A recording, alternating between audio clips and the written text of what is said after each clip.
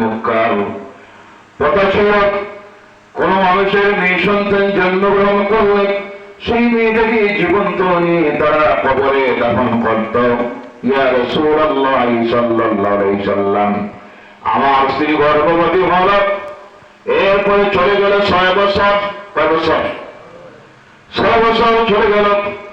হঠাৎ করে একদিন আমি আমার স্ত্রীর কিনারায় বসে আছি, সুন্দর একটা মেয়ে সন্তান দৌড়ি আমার সামনে এসে গেল।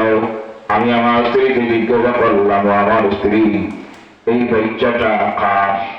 আমার স্ত্রী তখন বলল, ওদের আপনি যখন তোমার সামনে মেয়েটা এসে গেছে, তাহলে পরিচয় দিতেছি, মেয়েটার মা হলাম আমি আর তার বাবা হলা তুমি। সাহাবী বলেন, ইয়া রাসূলুল্লাহ সাল্লাল্লাহু আলাইহি ওয়াসাল্লাম, আমি অবাক হয়ে গেলাম।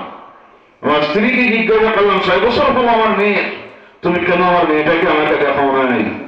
আমার স্ত্রী তখন বলল, এই জন্য দেখাই নাই, মক্কার মানুষের কথা হল মানুষগুলি এত নির্দয় নিষ্ঠুর, অন্তরে কোনো মহব্বত নাই, ভালোবাসা নাই। তোমার মেয়েটার যদি পরিচয় আমি যদি তোমাকে দেখাই, তাহলে এই মেয়েটাকে তুমি হত্যা করে দিবে। বলো নাউযুবিল্লাহ।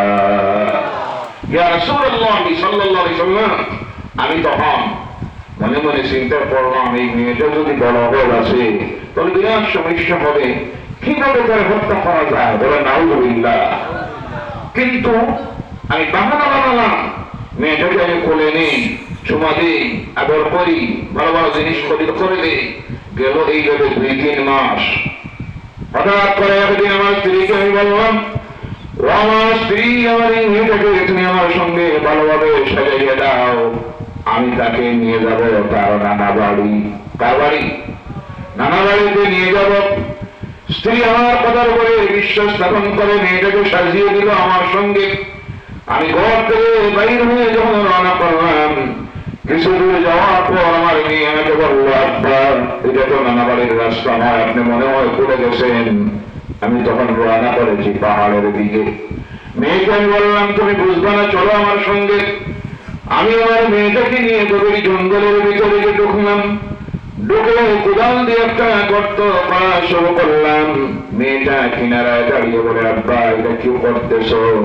আমি বললাম, তুমি বুঝবা না। আমি যখন কোদাল দিয়ে মাটি কাটতেছি, কোদালের আঘাতে মাটি এসে আমার চেহারা যখন পড়ে, আমার মেয়েটা হাত দিয়ে মুছে দেয়, বলে, আব্বা, তোমার চেহারায় মাটি লেগে গেছে। এরপরে কোদালের আঘাতে যখন দৌড়ামারি আমার গাড়িতে ঢুকে যায়, আমার মেয়েটা তার হাতের আঙ্গুল দিয়ে ফেরাল করে দেয়।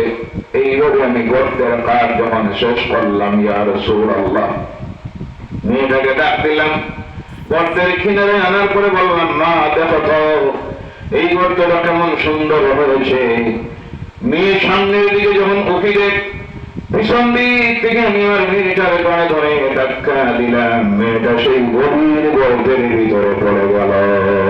নাউযুবিল্লাহ। উঠতে পড়ে গিয়ে নিয়ে 2 হাত উপরের দিকে তুলে আর বলে, আব্বা, আমাকে একটা বার তুলো, আমি জীবনে আর তোমার সামনে আসবো না, তোমার সঙ্গে নানাবাড়িতেও যাবো না। কিন্তু আমার হৃদয় তখন আমার মেয়ের সেই চিৎকারে একটা বার সাড়া দিল না, মহব্বত আসলো না। ইয়া রাসূলুল্লাহ সাল্লাল্লাহু আলাইহি সাল্লাম, তখন আমি বিরাট একটা পাথরে নিয়ে আমার সেই মেয়েটার সিনার উপরে যখন মারলাম, আমার মেয়ের দেহ থেকে মুখমণ্ডল থেকে ফিসকারি দিয়ে রক্ত বাইরে শুরু হলো। রক্তের ছিটা এসে আমার গায়ে পড়ল। কিছুক্ষণের ভিতরে আমার এই মেয়েটা দুনিয়া থেকে চিরদিনের জন্য চলে গেল।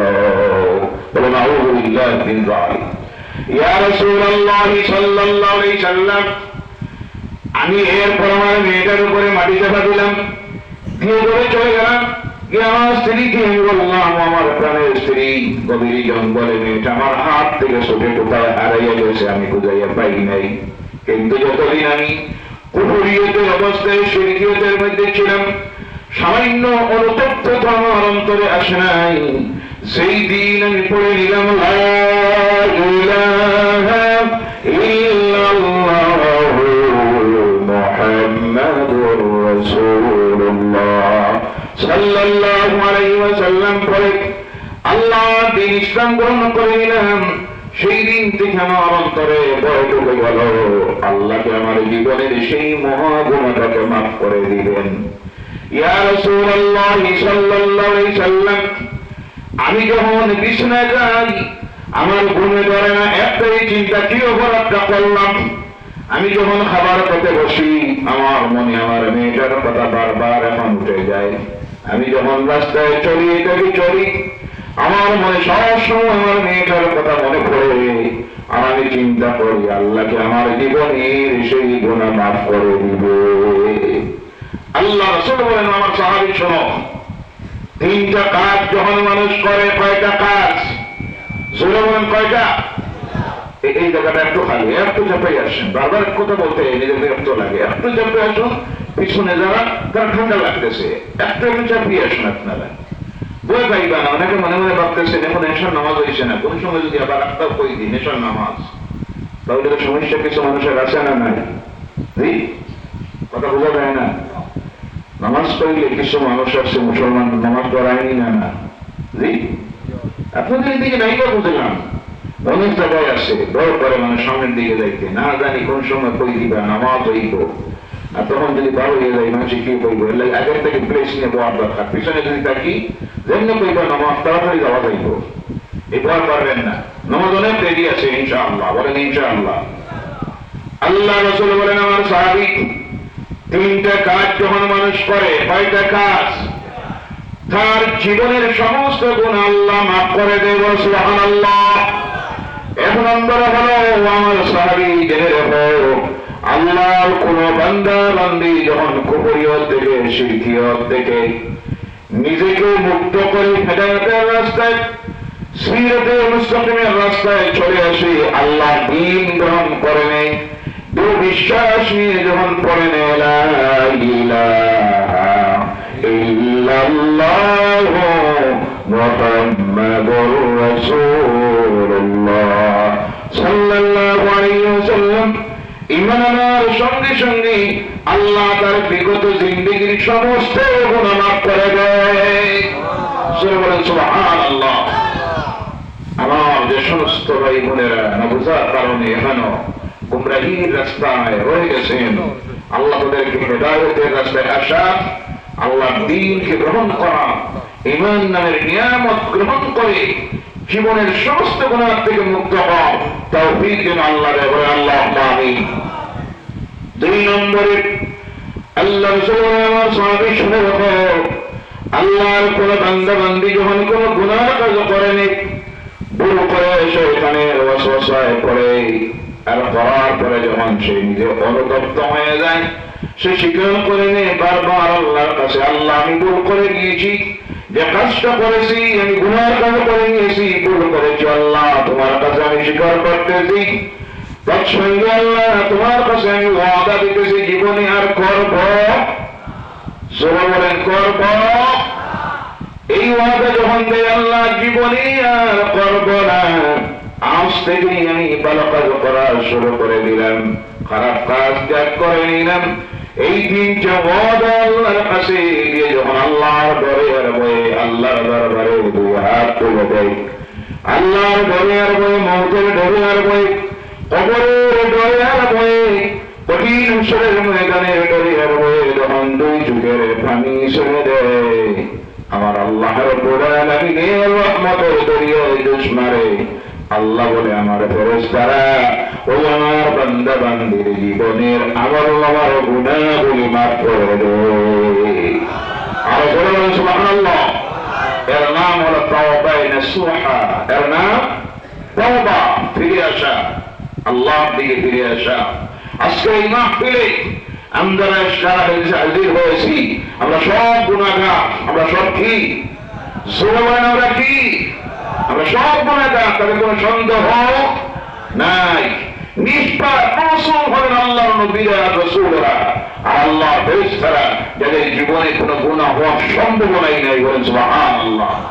আমরা গুনাহগার হতে পারে, মুমিন হিসাবে নিজের দৈনন্দিন জীবনে গুনাহ কবিরা করি নাই, শিরক করি নাই, বিদআত করি নাই, কিন্তু গুনাহ সাগীরা যাকে বলা হয় ছোট গুনাহ, রাস্তায় বাইরে হইলেই সেটা হওয়ার সম্ভাবনা আছে, কোথায় চলতে ফিরতে সেটা হয়ে যায়, হওয়ার সম্ভাবনা আছে। তাই আমরা কেউ গুনাহ থেকে মুক্ত নই। কিন্তু আমার ভাইয়েরা মুসলমানেরা, আজকে এই মুবারক মাসের এই রাত্রিতে যখন এখানে আমরা বসে আছি, খালেস তওবার নিয়তে যদি বসে যান, বিগত জিন্দেগির গুনাহ ইয়াদ করবেন, দিল মনকে নরম করবেন। মুনাজাত যখন হবে আল্লাহর কাছে এই দুইটা ওয়াদা যদি দিতে পারেন, কয়টা? এবং বলে স্বীকার করে নিবেন জীবনে যা গুনাহ করেছি, আল্লাহ ভুল করেছি, ওয়াদা দিবেন বসা অবস্থায় আল্লাহর কাছে আর করব না। আর আজকের রাত্রি থেকে শুরু করে এশার নামাজ থেকে শুরু করে নামাজ পড়া শুরু করে দিলেন, ফজরের নামাজ মসজিদে এসে জামাত পড়লেন, মদ সুদ ঘুষ যা আল্লাহর নাফরমানিতে লিপ্ত আছি, কাল থেকে যদি সব ছেড়ে দেন, আল্লাহর দরবারে মুনাজাতের সময় হাত তোলেন, আল্লাহ আপনার আমার জিন্দেগির গুনাহ এমন ভাবে মাফ করে দিবেন, যেইভাবে মায়ের গর্ভ থেকে এই দুনিয়ায় নিষ্পাপ এসেছিলাম, এই প্যান্ডেল থেকে সেইভাবে নিষ্পাপ হয়ে বাইরে হয়ে যাব। আল্লাহ যেন তৌফিক দেন, আল্লাহুম্মা আমিন। করতে রাজি আছেন? কারা কারা তোমার হাতে ধরা বলেন নারায়ে তাকবীর, আর জোরে বলেন নারায়ে তাকবীর, নারায়ে রিসালাত। আল্লাহ যেন এই ওয়াদাটাকে পালন করার, আমল করার তৌফিক দেয়। সকলে বলে আল্লাহুম্মা আমিন। এটা হলো 2 নম্বর। কয় নম্বর? 3 নম্বরে হলো আল্লাহ রাসূল বলেন, সাহাবী শুনে রাখো, আল্লাহর কোন বান্দা বান্দি দিনদার ইমানদার যখন আল্লাহর দ্বীনের জন্য আল্লাহর রাস্তায় বাইরে হয়ে যায়, জিহাদের ময়দানে চলে যায়, ওই ন্যায়ের প্রতিবাদ করতে গিয়ে, ওই ন্যায়কে রুখে দাঁড়ানোর জন্য, আল্লাহর দ্বীনকে জমিনে কায়েম করার সংগ্রামে যখন যুদ্ধের ময়দানে নেমে যায়, যখন তার শরীর থেকে রক্তের ফোঁটা আল্লাহর জমিনে পড়ে, আমার আল্লাহ সঙ্গে সঙ্গে তার জিন্দেগির গুনাহ মাফ করে দেয়। আল্লাহর কোন বান্দা বান্দি যখন যুদ্ধের ময়দানে অন্যায়ের বিরুদ্ধে প্রতিবাদ করতে গিয়ে, প্রতিরোধ করতে গিয়ে, আল্লাহর দ্বীনকে জমিনে কায়েম করতে গিয়ে তার নিজের কল্যাণটা দিয়ে দেয়, সঙ্গে সঙ্গে আল্লাহ তাদের নাম বদলাইয়া নাম বানাইয়া দেয় শহীদ। শহীদদের সম্পর্কে আল্লাহ রাসূল বলেন, যখন শহীদ হয়ে যায় সঙ্গে সঙ্গে আল্লাহ জানাইয়া দেন, ও শহীদেরা, তোমাদের জিন্দেগির সমস্ত গুনাহ আল্লাহ মাফ করে দিলাম। কিয়ামতের দিন সর্বপ্রথম বিনা হিসাবে তোমরা আমি আল্লাহর জান্নাতে চলে যাবে। সুবহানাল্লাহ। আল্লাহ আমাদের প্রত্যেককে শাহাদাতের তামান্না যেন দিলে দেখাইয়া দেয়। আল্লাহর কাছে দোয়া রাখি, আল্লাহ মৌতকে যখন দিবা শাহাদাতের মৌতটা নসিব করিও। সকলে বলেন আল্লাহুম্মা আমিন। কারণ এই মৌতের যে মজা, দুনিয়ার আর কোন মৌতে সেই মজা নাই। আল্লাহ পাক আমাদের প্রত্যেককে শাহাদাতে কুবরা অথবা শাহাদাতে কামিলা, এবং কিছু কাজ আছে, কিছু মৌত আছে যেগুলি দুনিয়ায় যদিও শহীদের মর্যাদা দেওয়া না হয়, যেমন গোসল দেওয়া হয়, কাফন দেওয়া হয়, জানাজা পড়া হয়, কিন্তু কিয়ামতের দিন আল্লাহ তাদেরকে শহীদের মর্যাদা দান করেন। বলেন সুবহানাল্লাহ। সেইভাবে মৌতটা যেন আল্লাহ আমাদেরকে দেয়। বলেন আল্লাহুম্মা আমিন। এবার মূল আলোচনায় যাই। ভাইয়েরা আমার, আল্লাহর কালাম কোরআনুল কারীম থেকে একটা আয়াতে কারিমা তিলাওয়াত করেছি। 2টা আয়াত। কয়টা? 2টা আয়াত তিলাওয়াত করেছি গ্রহণযোগ্য তাফসীরের কিতাব থেকে, এবং মুফাসসিরুল কোরআন যারা কোরআনের ব্যাখ্যাকারী তাদের কথাগুলি থেকে কিছু কথা আপনাদের সামনে তুলে ধরব। আল্লাহ পাক এর মাধ্যমে আমাদের দিলের গুনাহ যেন মাফ করাইয়া দেন, এবং বাস্তব জীবনে নৈতিক চরিত্রকে যাতে সংশোধিত করে প্রকৃত দিনদার, ইমানদার, মুত্তাকি, পরহেজগার হওয়ার তৌফিক দেন। বলেন আল্লাহুম্মা আমিন। ও আমার ভাইয়েরা মুসলমানেরা, এই পৃথিবীতে আল্লাহ দ্বীনের প্রচার হয়েছে 3টা জিনিসের মাধ্যমে। কয়টা? 3টা জিনিসের মাধ্যমে। 1 নম্বর হলো আল্লাহর কালাম কোরআনুল কারীম, যে কোরআনের মধ্যে আল্লাহ বিশেষ বৈশিষ্ট্য দিয়েছিলেন, যে কোরআনের সবচাইতে বড় মুজিজা ছিল। এই কোরআন যখন কেউ পড়ে, কেউ যখন শুনে, কেউ যখন আলোচনা করে, যতই পড়ে, যতই শুনে, যত আলোচনা করা হয়, ততই মানুষের মজা লাগে। সুবহানাল্লাহ। আরো জোরে বলুন সুবহানাল্লাহ। মজা লাগেনি না? না মজা করে লাগেনি না? অনেক আছে, কিছু মুসলমান এমন আছে যারা এই কোরআনের আলোচনা শুনতে গিয়ে বিরক্ত হয়ে যায়। ওয়াজ আর ওয়াজ, প্রত্যেকদিন ওয়াজ, কত আর ওয়াজ শুনতা আছে না? নাই ওয়াজ শোনার শেষ আছে? জি কথা বলেন, ওয়াজ শোনার শেষ আছে? এই কোরআনের আলোচনার শেষ আছে? সারা জিন্দিগি যদি একজন মানুষ এই কোরআনের উপর রিসার্চ করে, গবেষণা করে, আলোচনা করে, কোরআনের সামান্য থেকে সামান্য সমুদ্র, সমুদ্রের মধ্যে একটা সুই ঢুকাইলে টান দিয়ে বাইর করলে ওই সুয়ের অগ্রভাগে যে পরিমাণ পানি আসে, এই পরিমাণ পানি, এই কোরআন হলো সেই মহাসমুদ্র। এর থেকে এর চাইতে বেশি জ্ঞান অর্জন করা কারো দ্বারা সম্ভব হবে না। বলে সুবহানাল্লাহ। কারণ এই কোরআন কার কালাম? জোরে বলেন কার? যে কোরআনকে আল্লাহ পাহাড়ের উপর নাযিল করেন নাই। আল্লাহ বলেছেন লাউ আনজালনা হাযাল কুরআনা আলা জাবালিন লারাআইতাহু খাশি'আন মুতাসাদ্দি'আন মিন খাশিয়াতিল্লাহ। সুবহানাল্লাহু আকবার। তোমরা দেখো, কোরআনকে যদি আমি কোন পাহাড়ের উপর অবতীর্ণ করতাম, আল্লাহর ডরে আগবে ওই পাহাড় চূর্ণ বিচূর্ণ হয়ে যেত। সুবহানাল্লাহ। সেই কোরআনকে আল্লাহ নাযিল করলেন তার রাসূল সাল্লাল্লাহু আলাইহি সাল্লামের কাছে। রাসূল জিবরাইলের সামনে বসে যখন তেলাওয়াত শুনতেন, আল্লাহ রাসূল তাড়াহুড়ো শুরু করে দিতেন কণ্ঠস্থ করার জন্য, মুখস্থ করার জন্য। আল্লাহ বলেন, ও আমার হাবিব, লা তুহাররিক বিহি লিসানাকা লিতা'জালা বিহি ইন্না আলাইনা জামআহু ওয়া কুরআনা। সুবহানাল্লাহ। আপনি আপনার জিহ্বা কামড়া করেন, আলোচনা করার দরকার নাই।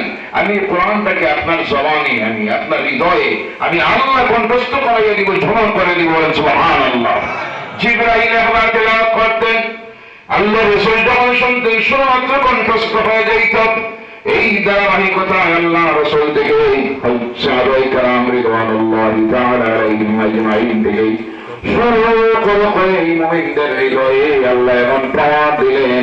আল্লাহর এই কালামকে যখন তারা শুনে শুনে গোটা কোরআনের 30 পারা কণ্ঠস্থ করেন। সুবহানাল্লাহ। যে কোরআন পাহাড়ের উপরে দিকে পাহাড়চূর্ণ বিচ্ছন্ন হয়ে যেত, সেই কোরআনের বহন ক্ষমতা আল্লাহ মুমিনদের হৃদয়ে দিয়ে দিলেন। সুবহানাল্লাহ বলেন। পৃথিবীতে ইসলামের প্রচার হয়েছে এক নম্বরে যে জিনিসের মাধ্যমে, সেটা হলো আল্লাহর কালামের আকর্ষণে। সুবহানাল্লাহ বললাম না? একটা মাত্র প্রমাণ দিই। 2 নম্বরে হলো যে জিনিসের মাধ্যমে পৃথিবীতে ইসলামের প্রচার হয়েছে, সেটা ছিল আল্লাহ রাসূল সাল্লাল্লাহু আলাইহি ওয়াসাল্লামের চরিত্র, আদর্শ, ব্যবহার, খাসলত। সুবহানাল্লাহ বলেন। 3 নম্বরে হলো আল্লাহ রাসূলের সঙ্গে সাথী যারা ছিলেন, সাহাবায়ে কেরাম যাদেরকে বলা হয়, সমস্ত সাহাবীরা 2-4 জন 5 জন বাদ দিয়ে সমস্ত সাহাবীরা ছিলেন যুবক সাহাবীরা। সুবহানাল্লাহ। বিশ্বের নামকরা করা ঐতিহাসিক বিষয়েরা বিশ্লেষণ করেছে যে এত তাড়াতাড়ি কম সময়ে পৃথিবীর কোনায় কোনায় গিয়ে ইসলাম পৌঁছে গেল, লক্ষ লক্ষ মানুষ আল্লাহর দ্বীন গ্রহণ করলো। কি জিনিসের আকর্ষণে? লিখতে গিয়ে তারা লেখেন, 1 নম্বরে ছিল আল্লাহর কালাম কোরআনুল কারীমের আকর্ষণ, 2 নম্বরে ছিল আল্লাহর হাবিবের নৈতিক চরিত্র, আদর্শ, ব্যবহার, খাসলত। পৃথিবীর প্রথম মানুষ আল্লাহ দ্বীন গ্রহণ করেছে। আর 3 নম্বরে রাসূলের সঙ্গের সাথী যারা ছিলেন, সাহাবায়ে কেরাম সব ছিলেন যুবকেরা। সুবহানাল্লাহ। যার কারণে দেখা যায় আল্লাহ রাসূল যখন মক্কাতুল মুকাররমা থেকে জন্মভূমি ত্যাগ করে চলে গেলেন মদিনাতুল মুনাওয়ারায়, যাওয়ার সময় দেখা যায় আল্লাহ রাসূলের সঙ্গে সাথীরা সাহাবায়ে কেরাম ছিলেন 2 থেকে 250। কতজন? 2 থেকে 250 জন। মধ্যে গেল মাত্র 12 বছর। কত বছর? 12 বছর পর সেই নবী জীবনের শেষ বক্তব্য, এত দীর্ঘ বক্তব্য জীবনে কোনদিন দেন নাই, এর পরেও দেন নাই। আল্লাহ রাসূল বক্তব্য দিতেছেন 9 জিলহজের দিন আরাফাতের ময়দানে। যে জায়গায় দাঁড়িয়ে বক্তব্য দিয়েছিলেন, আজকে সেখানে একটা বিরাট মসজিদ তৈরি হয়েছে। এই মসজিদের নাম হলো মসজিদুন নবীরা, যে মসজিদের ভিতরে একসঙ্গে নামাজ পড়ে 70,000 মুসল্লিরা। বৎসরে মাত্র করে দেওয়া হয় একদিন। কয়দিন? শুধু ইয়াউমুল আরাফাতের দিন। সারা বৎসর বন্ধ থাকে, উমরা হতে গেলে তার বারান্দা খোলা থাকে, ওখানে 2 রাকাত নফল নামাজ পড়া যায়। এখানে দাঁড়িয়ে আল্লাহ রাসূল বক্তব্য দিয়েছেন, জোহরের পর থেকে শুরু করে আসরের রাত চলে যাওয়ার সময় হয়ে গেছে। সেই সময় আল্লাহ পাক তার কালাম কোরআনুল কারীমের শেষ আয়াত নাযিল করলেন সেই দিন, আল-ইয়াওমা আকমালতু লাকুম দীনাকুম ওয়া আতমামতু আলাইকুম নি'মাতি ওয়া রাদিতু লাকুমুল ইসলাম দীনান। আল্লাহু আকবার। যখন রাসূলের আয়াত শেষ নাযিল হলো, আল্লাহ রাসূল বক্তব্য শেষ করলেন। যখন এই বক্তব্য লিখেছেন, সেই দিন আল্লাহ রাসূলের সামনে বসে আছেন 1,24,000 ঊর্ধ্ব সাহাবায়ে কেরাম। বলেন সুবহানাল্লাহ। 12 বছর আগে 2 থেকে 250, 12 বছরের ভিতরে 1,24,000 ঊর্ধ্বে সাহাবায়ে কেরাম আল্লাহ রাসূলের সঙ্গে সাথী হয়ে গেলেন 3টা জিনিসের আকর্ষণে। কয়টা? একটা হলো আল্লাহর কালাম কোরআনুল কারীম, যে কোরআন আজকে পৃথিবীর শতকরা এখন পর্যন্ত যে কোরআনের আকর্ষণে পৃথিবীর মানুষ ইসলাম গ্রহণ করলো, আর সেই পৃথিবীর মুসলমানরা এখন পর্যন্ত সমীক্ষায় দেখা গেছে শতকরা 90% মুসলমান এখন পর্যন্ত কোরআন তেলাওয়াত জানে না। নাউযুবিল্লাহ বললেন না? কত পার্সেন্ট? 90%। নাউযুবিল্লাহ বলেন। যে কোরআন আমাদের কাছে আসার হয়ে গেল 1000 বছর, 1,500 অনুমানিক 1450 বছরে কিনারে পৌঁছে গিয়েছে। আজ পর্যন্ত শতকরা 80%, 90% মুসলমান কোরআন তিলাওয়াত শুধু জানে আলাম তারাক থেকে সূরা নাস। কথা ঠিক কি না? জি। যেখানে কোরআনে হলো 114টা সূরা। কতটা? 114টা সূরা, 6,666টি আয়াত। সেই মুসলমান মাত্র তিলাওয়াত জানে 7 থেকে 8টা সূরা।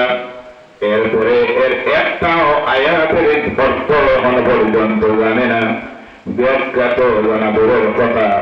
এই যদি হয় একটা জাতির সমাজের মানুষের কোরআনের সঙ্গে সম্পর্ক, ইনসাফের সহিত বলুন, এই কোরআনকে এদেরকে হেদায়েত করতে পারবে। ওয়াজ হয়, নসিহত হয়, প্রত্যেক দিন মাহফিল চলতেছে, হাজার হাজার লক্ষ মানুষ যে উপস্থিত হয়, কিন্তু এরপরেও দেখা যায় আমাদের নৈতিক চরিত্রের আমলের পরিবর্তন হয় না। কারণ আমরা শুনে কতটা বেশি দিন মনে থাকে না।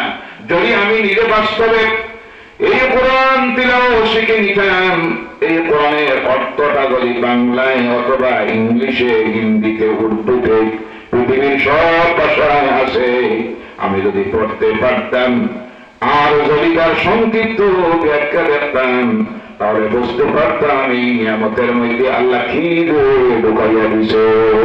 সুবহানাল্লাহ। কারণ দৈনন্দিন জীবনের কথা, পারিবারিক জীবনের কথা, সামাজিক জীবনের কথা, অর্থনীতির কথা, রাজনীতির কথা, স্বামী স্ত্রীর কথা, ছেলে মেয়ের কথা, এতিমের কথা, মিসকিনের কথা, গরিবের কথা, নামাজের কথা, বেহেশতের কথা, দুজকের কথা, হালাল হারামের কথা, এমন একটা সাবজেক্ট আল্লাহ বাকি রাখে নাই। পৃথিবীর কিয়ামত পর্যন্ত যা কিছুর মানুষের প্রয়োজন হবে আল্লাহ পাক যে কিতাবের মধ্যে ঢুকিয়ে দিয়েছেন, সেই কিতাবের নাম হলো কোরআনুল কারীম। সুবহানাল্লাহ। পড়া জানি না, অনেকে মনে মনে ভাবতে পারি আমরা তো আরবি জানি না, আরবি ভাষাটা বড় কঠিন। ভাইয়া আমার মনে হয় পৃথিবীর সবচেয়ে সহজ ভাষা হলো আরবি। বলে সুবহানাল্লাহ। কথা লিখি না? সৌদি আরবে যায় 3-4 মাস থাকার পরে, 1 বছর থাকার পরে দেখা যায় বাঙালি মানুষ অনর্গল আরবি কথা বলে, আছে না নাই? কিন্তু কোন সৌদি আরবি আরবিয়ানকে যদি আপনি সারা জিন্দেগি চেষ্টা করেন বাংলা কথা শিখাইতে পারবা? জি। সবচেয়ে কঠিন ভাষা হলো বাংলা। ইংরেজি সহজ। আমেরিকা যায় 2-4 মাস 6 মাস থাকে, অনর্গল ইংরেজিতে কথা বলতে পারে। দেশে মাত্র কলেজ স্কুলে যায় নাই, কয়েক বছর গেছে, 5-6 পড়েছে। অনেক বাংলাদেশি ভাইয়েরা আছে, বাংলাদেশে যাওয়ার পরে দেখেছি অনর্গল ইংরেজিতে কথা বলতে পারে, আরবিতে কথা বলতে পারে। কিন্তু কোন আমেরিকান মানুষকে আপনি বাংলা শিক্ষা নিতে ইংরেজি তো সম্ভব হবে, সবচেয়ে কঠিন ভাষা, সহজ ভাষা হলো আরবি, যার জন্য আল্লাহ কোরআনকে নাযিল করেছেন আরবি ভাষা। বলেন সুবহানাল্লাহ। কিন্তু দুঃখ লাগে, আশ্বাস লাগে, কেন কোরআন আমরা বুঝতে পারতেছি না, জানতেছি না? তার কারণ হলো পৃথিবীতে জ্ঞান হলো দুই প্রকার, প্রকার। আল্লাহ রাব্বুল আলামিন এই দুনিয়ার মানুষের নৈতিক চরিত্র সংশোধনের পরিবর্তনের জন্য যে জিনিসের এক নম্বরের প্রয়োজন হবে, আমার আল্লাহ তার কালাম কোরআনকে নাযিল করতে গিয়ে সেটা দুনিয়ার মানুষকে জানাইয়ে দিতেছেন। আল্লাহ কোরআনুল কারীম নাযিল করতে গিয়া প্রথম নামাজের কথা আল্লাহ বলেন নাই, রোজার কথা আল্লাহ বলেন নাই, যাকাতের কথা বলেন নাই, হারাম হালালের কথা বলেন নাই, যৌতুকের কথা আল্লাহ বলেন নাই, হজের কথা আল্লাহ বলেন নাই। আল্লাহ রাসূল যখন মক্কাতুল মুকাররমা থেকে পশ্চিম দিকে 5 কিলোমিটার দূরে জবলে রহমত যাকে বলা হয়, সেই পাহাড়ের হেরা গুহা নামের গুহার ভিতরে বসে আছেন আর চিন্তা করতেছেন, আল্লাহ এই কওমের কি দিয়ে হেদায়েত করা যায়। প্রকাশ্যে মধ্যম করে জন্তু সংহারের মতো প্রকাশ্যে সেনা করতেছে, নাউযুবিল্লাহ। মেয়ে সন্তান হত্যা করে, কোথায় কোথায় গোষ্ঠীতে লড়াই করে, ঝগড়া করে, মানুষ মারে, হত্যা করে। চরিত্র বলতে এভাবে কিছুই নেই। আল্লাহ তুমি আল্লাহকে বলে গিয়া নিজ হাতের তৈরি দেবতার সামনে গিয়া, সূর্যের সামনে, চন্দ্রের সামনে, গাছপালার সামনে, জন্তু জানোয়ারের সামনে মাথা নত করে সিজদা দিতেছে, তাদের উপাস্য বানাইয়া দিতেছে। আল্লাহ এই কওমকে কি দিয়ে হেদায়েত করা যাবে? এবার আল্লাহ তার কালাম কোরআন নাযিল করা শুরু করলেন। বিসমিল্লাহির রাহমানির রাহিম। ইকরা বিসমি রাব্বিকাল লাযী খালাক। জোরে আল্লাহু আকবার। ইকরা বিসমি রাব্বিক। আমার রাসূল, আপনি যে চিন্তা করতেছেন এদের কি অবস্থা দিয়ে আপনি এদেরকে আল্লাহ চিনাইতা, তার নাফরমানি থেকে ফিরাইয়া আনতা, আপনি এক নম্বরে তাদেরকে বলুন ইকরা, তারা যেন পড়ে। কি পড়ে? কি পড়ে? কথা বলেন, কি পড়ে? পড়ে। ইকরা বিসমি রাব্বিক, তাদের রবের নামে, আল্লাহর নামে তারা যেন পড়ে। ও আমার ভাইয়েরা, মুসলমানেরা, আজকে আমার সমাজের মানুষ আল্লাহর নাফরমানির দিকে যাওয়ার এক নম্বরের কারণ হলো জ্ঞানের অভাব। কিসের অভাব? জ্ঞানের অভাব। 2 নম্বরে আছে পৃথিবীর কথা বাদতেন, এই দেশের মুসলমানরা আগে নির্যাতিত, অত্যাচারিত, লাঞ্ছিত, বঞ্চিত, শোষিত। তাদের মৌলিক অধিকার, ফান্ডামেন্টাল রাইট, সংবিধানের দেওয়া অধিকার তারা আদায় করতে পারতেছে না। যে জিনিসের অভাবে তার নাম হলো জ্ঞান। কোনটা? জ্ঞান। সেটা আদায় করতে গিয়ে পয়সা দিয়ে হবে না, জনশক্তি দিয়ে হবে না, শারীরিক শক্তি দিয়ে হবে না, বাহুবল দিয়ে হবে না। সেটা আদায় করতে হলে 1 নম্বরের প্রয়োজন হলো জ্ঞানের। কিসের? শিক্ষা। কিসের? শিক্ষা। আফসোস লাগে আজকে যখন পৃথিবীর মানুষ সৌরজগৎ অতিক্রম করে আকাশে কেমনে যাওয়া যায় চিন্তা করতেছে। এই সময় এখন পর্যন্ত আমাদের সমাজের মানুষ চিন্তা করতেছে কেমনে তাড়াতাড়ি বমি হওয়া যায়, মদ বেশিয়া, সুদ খাইয়া, চকলেট বেশিয়া, নেশার চকলেট খাইয়া বেশিয়া। আছে না নাই? নাউযুবিল্লাহ বলেন, নাউযুবিল্লাহ মিন যালিক। যেই সময় পৃথিবীর মানুষ উন্নতির চূড়ান্ত শিখরে গিয়ে পৌঁছতেছে, ইহুদি, নাসারা, ইউরোপ আমেরিকার মানুষ, অন্য ধর্মের মানুষ, তখন আমার সমাজের কিছু মানুষের এখনো চিন্তাধারা হইল পড়িয়া তড়িয়া লাভ নাই, খাইতে রাস্তায় কি লাগেও চিন্তা করো। নাউযুবিল্লাহ বলেন, নাউযুবিল্লাহ। আছে না নাই? ও আমার ভাইয়েরা, মুসলমানেরা জেনে ওঠেন, বর্তমানে এই পৃথিবীতে প্রতিযোগিতা যে জিনিসের চলতেছে, প্রতিযোগিতা অস্ত্রের নয়, প্রতিযোগিতা অর্থের নয়, যুবকের নয়, শারীরিক শক্তির প্রতিযোগিতা নয়। এই পৃথিবীতে বর্তমানে প্রতিযোগিতা চলতেছে জ্ঞানের, শিক্ষা। যে জাতি, যে সমাজের, যে ধর্মের মানুষ যতই শিক্ষিত বেশি হয়েছি, উচ্চ শিক্ষিত হয়েছি, আধুনিক বিজ্ঞানের জ্ঞানের উপর রিসার্চ করে যারা নিজেকে প্রতিষ্ঠিত করতে পেরেছে, জনসংখ্যার দিক দিয়ে যদিও তারা কম হয়, অর্থের দিক দিয়ে যদিও দুর্বল হয়, কিন্তু গোটা পৃথিবীর উপরে তারা তাদের ক্ষমতা শাসন চালাইতেছে। কথা ঠিক কিনা? যেমন ইহুদি আর নাসারা জনসংখ্যার দিক দিয়ে পৃথিবীর দ্বিতীয় জনশক্তি আমরা মুসলমানেরা। বর্তমান পৃথিবী 182 কোটির ঊর্ধ্বে। সুবহানাল্লাহ বললাম না? আর সুবহানাল্লাহ। কিন্তু জনশক্তি দিয়ে আমরা কোনো কাজ করতে পারতেছি না। তার কারণ হলো মূল হাতিয়ার নাই। কোনটা নাই? শিক্ষা নাই। কোনটা নাই? শিক্ষার অভাব। শিক্ষার অভাব প্রত্যেক গ্রামাঞ্চলে এমন পর্যন্ত গেলে আপনি অনেক জায়গায় খুঁজাই লেগে দেখবেন মেট্রিক পাস খুঁজাই পাওয়া যায় না, বিএ পাস নাই, এমএ পাস তো দূরের কথা, এমবিবিএস, পিএইচডি, এমএসসি, এমপি, এটা তো কল্পনার বাইরে। যে সময় পৃথিবীর মানুষ মেট্রিক হায়ার সেকেন্ডারি পেয়ে যেত স্বাভাবিক ডিগ্রি। কথা ঠিক কিনা? মেট্রিক পাস হায়ার সেকেন্ডারি পাশে তো কোনো চাকরিও নাই, এখন না আছে? নাই। সেই সময় অন্যান্য ধর্ম অবলম্বীরা আজ যখন অগ্রসর হচ্ছে শিক্ষার দিক দিয়ে, আমার সমাজের মানুষ যতটুকু গুরুত্ব দেওয়ার কথা এই শিক্ষাকে এখন পর্যন্ত আমরা দিতে পারি নাই। ভাইয়েরা আমার, শিক্ষা হলো দুই প্রকার। কয় প্রকার? জ্ঞান হলো দুই প্রকারের। একটা হলো দুনিয়ায় চলতে গিয়ে যে জ্ঞান লাগে, যেটাকে বলা হয় জেনারেল এডুকেশন। আজকের এই পৃথিবীতে একটা মানুষ, সুস্থ মানুষ, প্রকৃত মানুষ, স্ট্যান্ডার্ড মানুষ, তার নিজেকে যদি প্রতিষ্ঠিত করতে হয় আধুনিক জ্ঞান, দুনিয়ার জ্ঞান, জেনারেল এডুকেশন, বিশেষ করে বিজ্ঞানের জ্ঞান ছাড়া সে তার নিজেকে, তার সমাজকে, তার জাতিকে প্রতিষ্ঠিত করা সম্ভব হবে না। আফসোস, দুঃখ, এই সময়ে আমাদের সমাজের যে সময়ে অনেক সময় দুঃখ লাগে, যখন মেডিকেল কলেজ, এরপরে engineering college, polytechnical college, Assam বিশ্ববিদ্যালয় এক রাস্তায় কোন সময় আসতে যখন হয়, ছাত্রছাত্রীরা যখন বাইরে হয়, তখন আমি দেখি মুসলমান ছেলে মেয়ে দেখলে বোঝা যায়নি না, না চেহারাই বোঝা যায়। বলে সুবহানাল্লাহ। কারণ প্রতিটা হৃদয় আছে ইমান, আর ইমানের নূর চেহারায় তাকাইনি না, না বোঝা যায়। মুসলিম মেয়েগুলি দেখলে বোঝা যায় অনেকটার মাথায় উন্ন আছে, পরে যদি অন্য না থাকে, মুসলিম মেয়েদের স্বাভাবিক চেহারা মধ্যে আলাদা ইমানই একটা সৌন্দর্যতা থাকে। কথা ঠিক না? কিন্তু যখন দেখা যায় এই শিক্ষাঙ্গন গরিব থেকে ছেলে মেয়েরা বাইর হচ্ছে, আমার সমাজের ছেলে মেয়েরা নাই, বেশি থেকে বেশি শতকরা 2টা 3টা।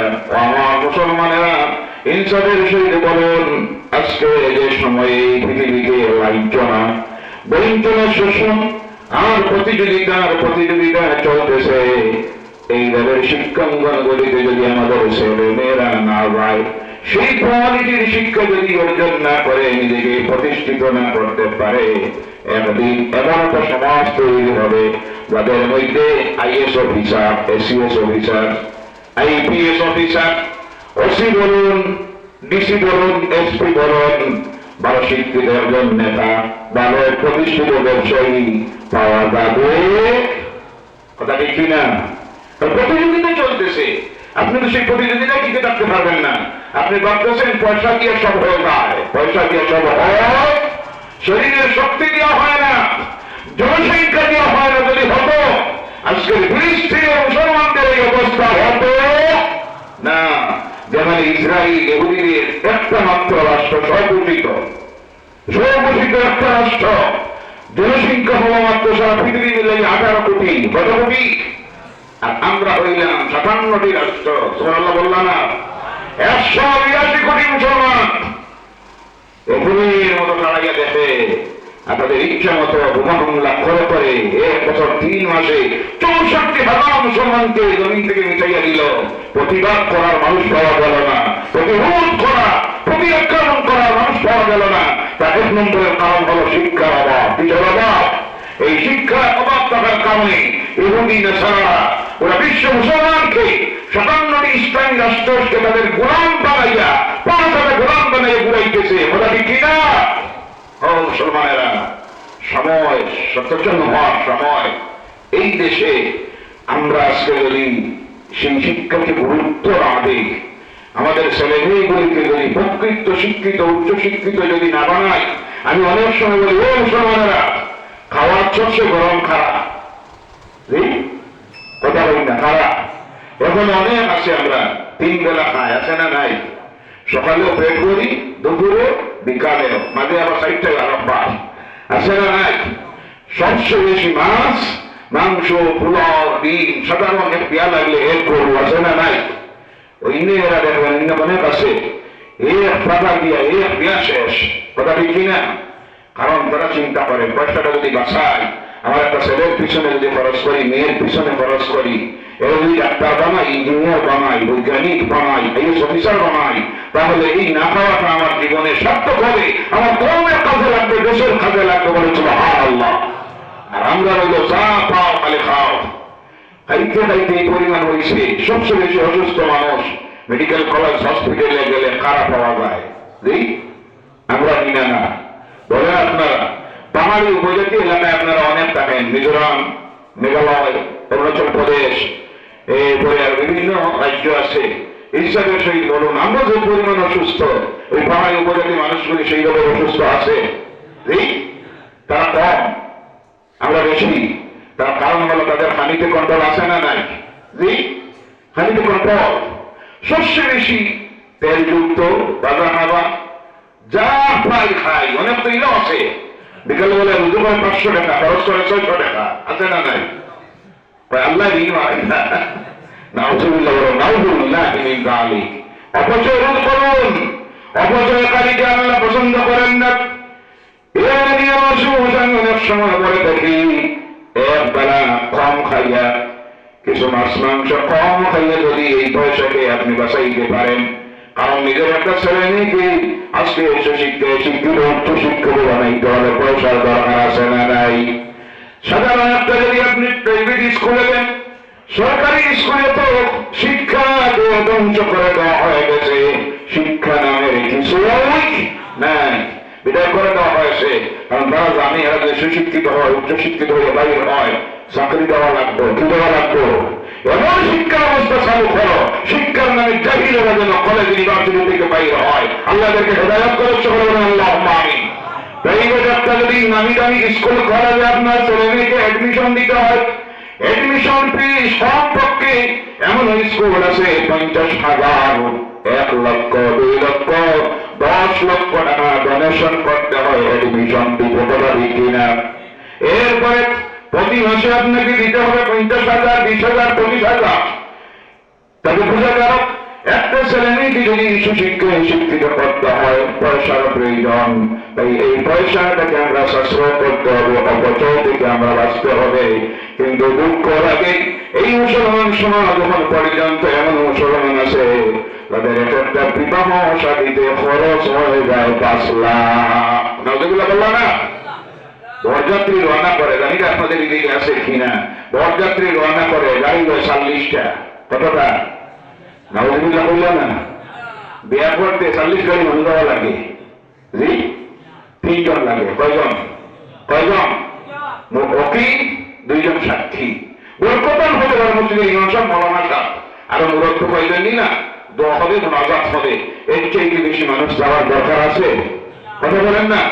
লইয়া গেল যার বাড়িতে, বদরুল্লাহ চিন্তা করতেছে, আল্লাহ 200 মানুষ আইতরা, ভালোভাবে যদি খাওয়াইয়া দাওয়াইয়া না দেই, পরের দিন থেকে তো নিজের মেয়ের উপরে শুরু হইব, হইবনি না? ধনী বাড়ি দেখে গেলাম, কি খাওয়াইলা? আর বেহায়া নির্লজ্জ, ছেলের বউর বাড়ি দিকে খাইতে নেই, তোমার বাড়ি দেওয়ার পরের দিন খাও, যে খানিতে বরকত সব অলিমার দাওয়াত। কোন দাওয়াত? কথা বলেন, কোন দাওয়াত?